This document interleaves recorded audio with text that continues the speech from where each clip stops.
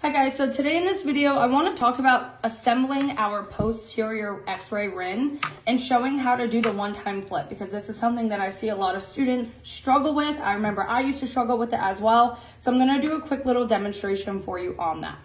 So this here is our arm. This here is our bite block. And this here is our x-ray ring. So what I'm going to do is assemble it for the upper right. That's how our FMX usually starts. So what I do is I have my right hand and I have my bar in my right hand with my projections facing out to the left side. What I'm going to do is place my bite block on. I always have this sensor portion facing away from me if I'm standing here. And then for this one, there's two separate sides. There's a bigger side for this hole, and when you turn it over, there's a smaller one. So with this one, I place the smaller hole onto it first.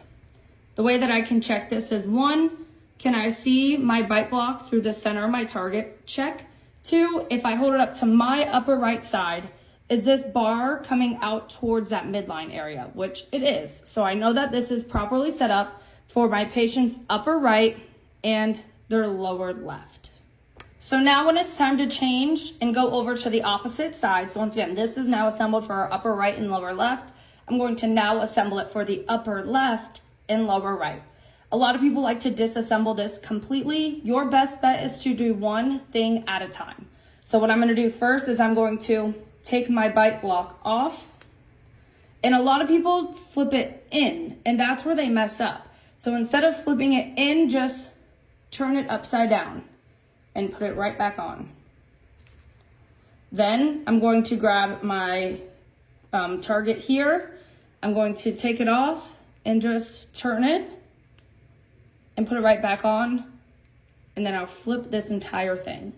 The only extra step that I'll do that I don't have here is your sensor wire will still come out to this side. You always want to make sure that your sensor wire comes out the same side as the bar. So once I have done that, I have now officially reassembled it for the upper left, and when I turn it over, for my patient's lower right.